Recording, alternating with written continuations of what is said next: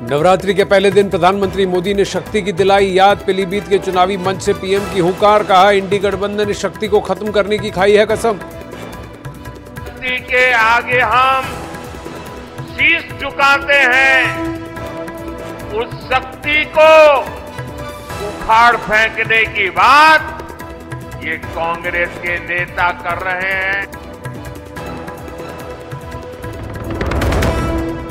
दिल्ली के मंदिर मार्ग थाने के बाहर टीएमसी नेताओं का धरना जारी। केंद्रीय एजेंसियों के प्रमुखों को बदलने की मांग। दिल्ली से लेकर बंगाल तक सियासी उफान।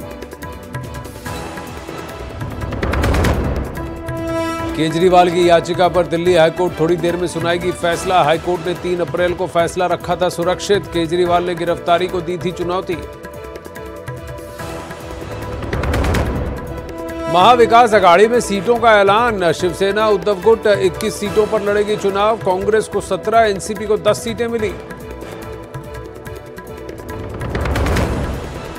हरियाणा में बीजेपी को लगा झटका। पूर्व केंद्रीय मंत्री चौधरी बीरेंद्र सिंह फिर कांग्रेस में शामिल। कल ही बीजेपी से दिया था इस्तीफा।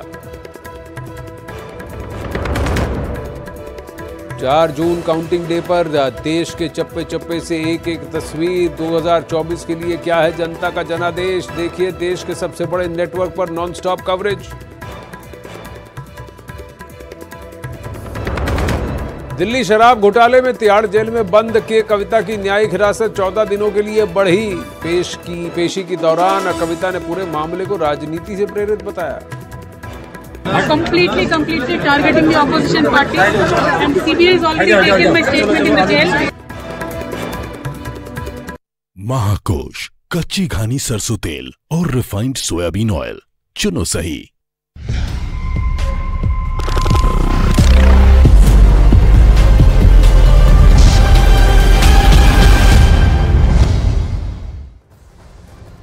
अखाड़ा में आपका एक बार फिर स्वागत है। महीनों तक उठा पटक और तमाम खींचतान के बाद महाराष्ट्र में महाविकास अघाड़ी के बीच सीटों का बंटवारा हो गया है।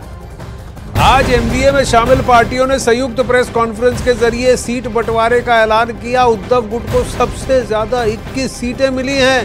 वहीं शरद पवार गुट के खाते में 10 सीटें आई हैं, जबकि कांग्रेस को 17 सीटें मिली हैं। एमबीए में सांगली और भिवंडी सीट पर जो पैच फंसा था वो भी अब सुलझ गया है। सांगली सीट उद्धव गुट के खाते में आई है, जबकि भिवंडी सीट शरद पवार गुट को मिला है।